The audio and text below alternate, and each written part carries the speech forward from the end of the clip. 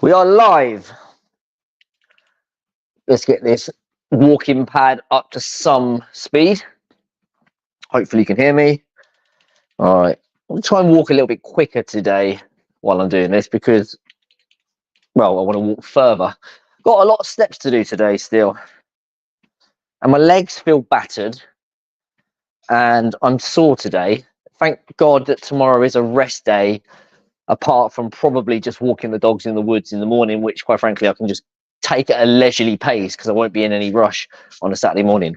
Right, today, something that is the most important thing from a strategy point of view. If you are a 40+ executive who wants to lose belly fat and, drum roll, keep it off.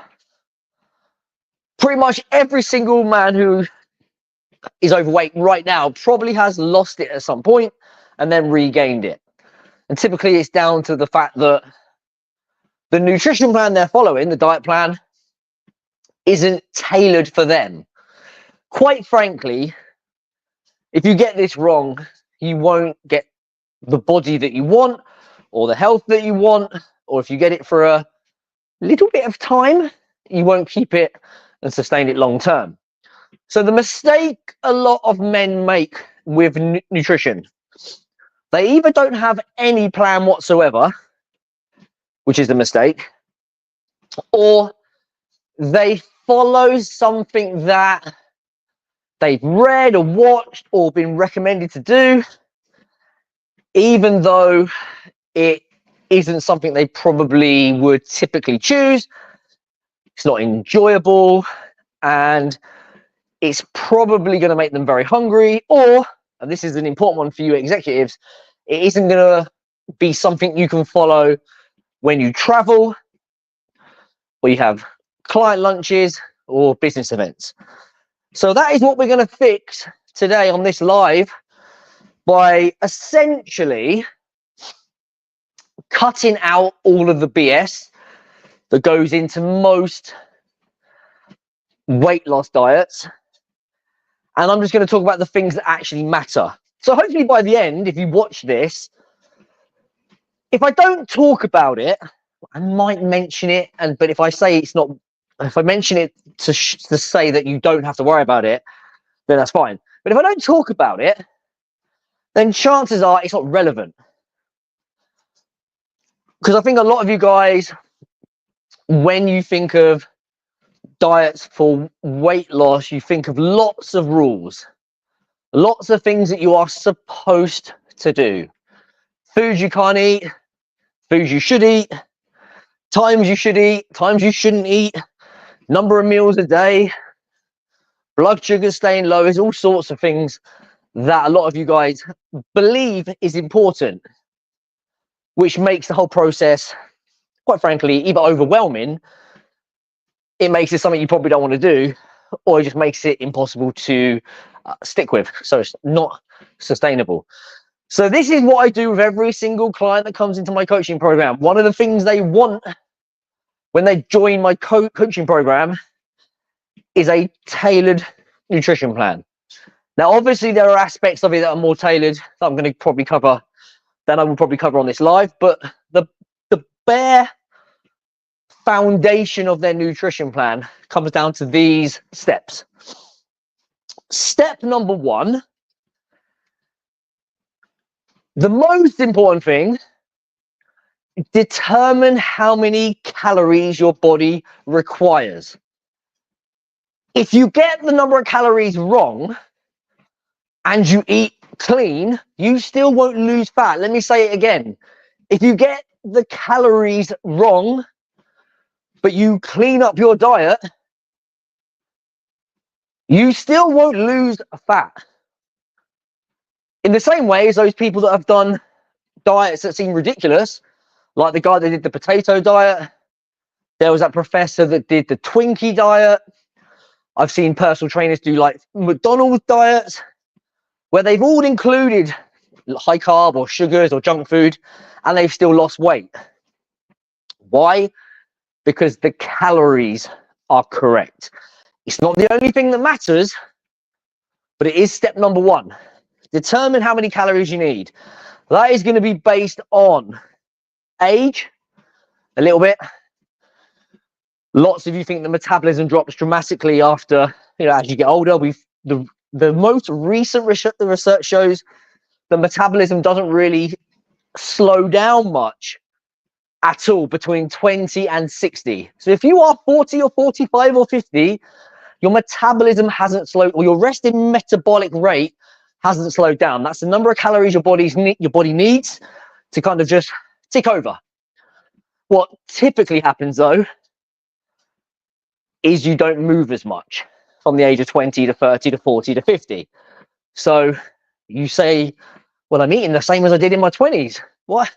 My metabolism must have slowed down. Well, actually, you're just moving less. So that doesn't matter too much. Other things that will play a part will be, obviously, like I've just said, your natural levels of activity. Obviously, I'm walking on this walking pad. Is actually a habit that I think I will continue even once I stop trying to lose fat. I will still walk the dogs in the morning, as I've always done. I'll walk them in the evening. I might shorten the distance a little bit because like an hour in the evening, an hour in the morning, it's quite time consuming. And then I've been going live at lunchtime for half an hour to an hour. And I've been adding other times, but I can take it out. But some of these habits I'll continue because it really just allows you to eat a little bit more. It makes maintenance slightly easier. So your activity level is important, as is your training. Step number one, how many calories does your body need to be into what we refer to as a calorie deficit or an energy deficit? That's just a fancy way of saying your body doesn't have enough calories or enough energy to do what it needs to do, go to work, do the gym, chase after the kids, function mentally, and therefore to fill that deficit, to fill that lack of energy, your body uses fat stores. It would be kind of like if you have a hybrid car and you don't have enough petrol and it flips over to electric. Not that I've driven one. Well, I have actually, but I haven't actually used the electric part. But hopefully you understand that. The energy deficit has to be created. Get it wrong? Wasting your time. And before I move on to step two, this is really why a lot of you guys will lose weight initially, because you clean up your diet. You go from picking on biscuits, chicken nuggets, ordering takeaway, having too much alcohol, and you drop the calories because you clean up the diet. And that creates a natural calorie deficit. But unfortunately, over time, that calorie deficit disappears and then you get stuck, which is why, as a kind of a slight digression, you should track what you're doing. Point number two, determine how much protein you need. This one, I'm not going to hold out on you. You could Google this or you could use ChatGPT. So there's no point me saying go and do it. Just take your weight in pounds and just have 1 gram per pound. If you have 30, 40, 50 pounds to lose, take the weight that you kind of know you roughly want to be. So if you're 250 pounds and you're more like, well, I'm going to be more like 180, 200, just have 180 to 200 grams of protein. That will be significantly higher than most of you have. I can guarantee it. And you'll all be complaining that you can't eat all the food and you're constantly full. That's the point. The point is also to ensure that you maintain muscle. That is the beauty of protein. It's very filling and it maintains muscle. And if you're in a calorie deficit and you're somebody that's dieted in the past and you're always hungry, like that person a few years ago, I think it was like two or 3 years ago now, where somebody on this very platform on LinkedIn wrote a post moaning that they were hungry. And I read it because I'm interested in that stuff. Anyway, it turns out that they've only been dieting for 3 days. How can you be hungry after 3 days? You sometimes get a little bit of a shock to the system, but to be so hungry that you're moaning about it, Something's not right. Typically, it's the protein. I find with the guys that I coach, when we go through their food diaries and we put it into MyFitnessPal, or I just do it kind of off the top of my head, a lot of them are hitting 80, 90, sometimes 100 grams of protein. And then I'm like, double it. And it's a shock and it's difficult. So make sure you are eating enough protein. It will fill you up. And if you're full, you will be less likely to sit there wondering if you should have a couple of biscuits or whether or not you should order some chips. Same as if you eat out in restaurants or you go to barbecues, social events, whatever it is. Don't sit there picking on the breads and the kind of the nuts and stuff. Very easy to eat. Eat a ton of protein, let it digest, like sit there for a little bit, and you'll notice how much easier it is. Typical.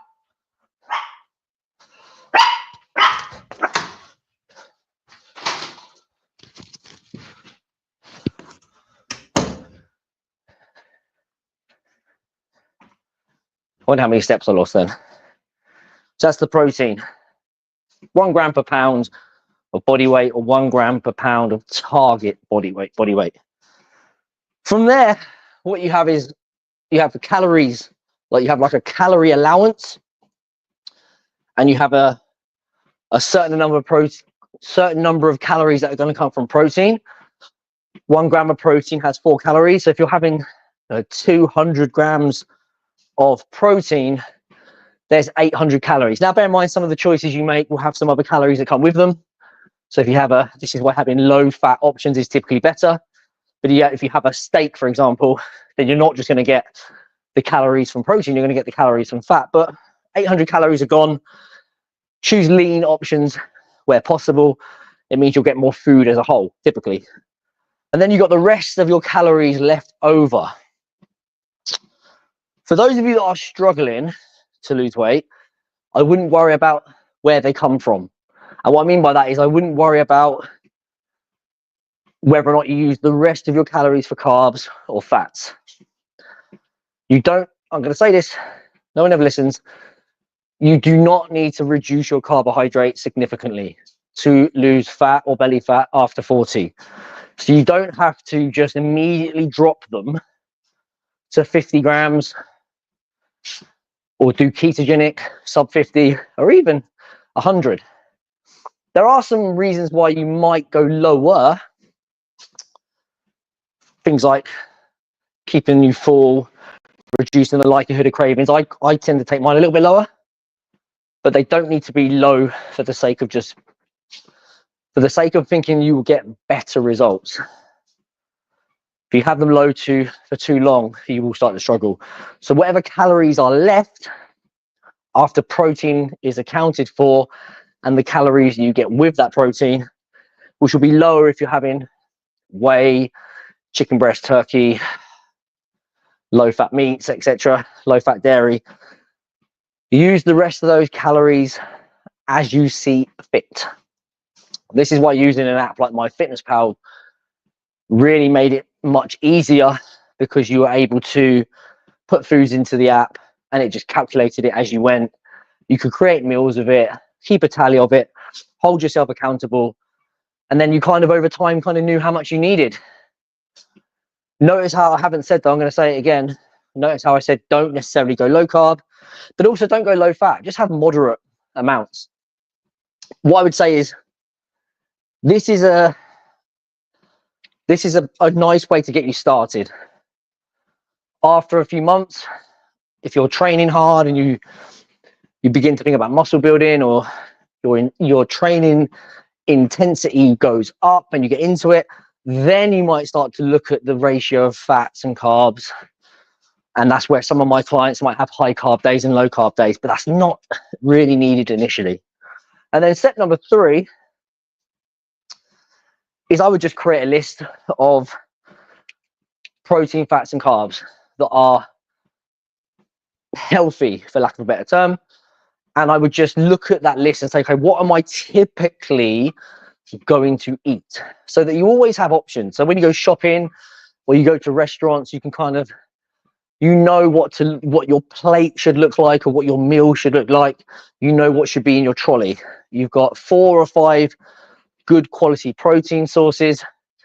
You've got a bunch of good quality carbohydrate sources that are high in fiber, high in micronutrients, fruit, veg, those kind of things. And then you've got some options for high quality fats, oils, nuts, seeds, fish oils, etc. And then you have basically everything you need to build your diet. You've got a couple of options. You can kind of wing it as you go and just scan it as you go. Doesn't work too well. Sometimes you'll have to do that for business trips, traveling. You might just be in the airport and you have a protein bar and just scan it into the app. Very simple. But for the most part, I would start to look at creating meals that you can have at certain times of the day. So you might use MyFitnessPal to create a selection of 4 or 5 calorie controlled, high protein, moderate fat, carb, lots of vitamins, minerals, fiber dinners. And you just make sure that you've always got it in the food in the fridge, and you just cook them when you can, when you are eating at home. And that is the basis of a decent nutrition plan. Things that I haven't mentioned, and I'm going to mention them, but remember what I said. I'm going to mention them now and be very, very clear. These are things that don't matter for fat loss. So don't worry about how many meals you have. It could be 3, it could be 4, it could be 5, it could be 6. It could be 3 meals and a couple of snacks. It could be 4 or 5 meals that are very similar. It could be a large meal for breakfast, small lunch, and a moderate dinner. Don't worry about that for the time being. If you want to have breakfast on one day, do so. If you want to skip breakfast on another day so that you have more calories later in the day, which is something I like to do, then do that. So don't worry about the number of meals, and don't worry about really how high or low the carbohydrates are, and obviously relative to that, the fats are. So what you have now is, you know how many calories you need, you know how much protein you need, and you've got a good understanding of what foods will make up 80% of your diet. And that kind of leads me to the last point. Don't worry about being perfect. Anywhere from kind of 80-90%, you have to maintain the calories. So you have to still stick with the calories. But if there is a day where you've hit your protein, you've had some fiber, some veg, everything's been on track, and there are 200-300 calories left, 400 calories left, you can use those calories for something that is a treat. Pint, couple of biscuits, and you can get away with that more in the beginning because you will have more calories to play with, which is why I recommend not starving yourself from the beginning. Make it easy for yourself. Start with the calories high. You can get to a point now, like where I am now, where my calories are lower, and I quite literally have to decide between one biscuit or maybe a slice of bread. But that's the way it is, because I'm at the point now where I don't really have any margin for error. The one thing I will say to finish this is that you really have to play around with all of these variables. Calories, of course, stay set. Protein can be a range, but it's still higher. But the things you can play around with is what is the food choices, the number of meals, and when you eat. Because playing around with those variables will, interestingly, if the calories and protein are the same every single day, the food you choose and when you eat can sometimes, and it'll be different for everyone, affect how much hunger you have, cravings, and how much energy you have. So that's the only thing I would tinker with. You know, you're someone that does well having a big breakfast, and then you're okay in the evening. I would say for most guys, and this myself included, the evening is probably the time that I need more calories, because you know it's like you've had a busy day, you're hungry, if you're getting hungry and you haven't got any calories left and it's 7, 8 o'clock and you haven't got much to do and your will, typically willpower is lower in the evening, that is a real dangerous time for a lot of people. That's where all it takes is to have a biscuit or two, and before you know it, you've devoured the whole pack and ordered some food. So my preference is to push my calories later in the day where possible. Can be quite hard on my training days, because on my training days I train at 7:30 in the morning, so I've got to have some food around training, and then I need to save some for the evening. On non-training days, I will get up, walk the dogs, have a coffee or an energy drink, and sometimes I won't eat the first meal till 10, 11, sometimes 12 o'clock. Why? Well, the more I can push my calories later in the day, the easier it is for me, because in the morning, more willpower, less hunger, and I'm busier. Whereas in the evening, it's the opposite. And all I'm trying to do is keep myself on track the best I can. That is the real basic way of setting up a nutrition plan. There are things we need to talk about at some other point where it's like, okay, we have this structure that we've just created, or we have these boxes that we have to tick, but we have to make them kind of fluid so that you can incorporate travel, business lunches, and social lives. But there are ways to do that, which I've talked about a million times. But initially, if you want to make losing fat a million times easier, whether it's now or in January, if you're waiting to January, I think you're being silly. But if you're not, well, yeah, it's up to you. But those things will make a big difference. Correct protein, correct calories, and correct food choices. Right. That is enough, I think. 20 minutes. If you want some help with this, whether it's now or if it's going to be in the new year, January will obviously be busy for me. People are already saying I'm going to come back and talk, or people are already putting down deposits and stuff for January. So if you want to start in January and you want my help, I would say speak to me now just to see if I can help you. And if I can, we can obviously get you down on the waiting list or get you on the plan, kind of in the program early. But first, let's just see if I can help you. So if that's you, just send me a message with the word nutrition, and we'll chat and we'll go from there. All right, that's my kilometer done. Enjoy the rest of your day. Enjoy your weekend, and I'll see you back on here on Monday.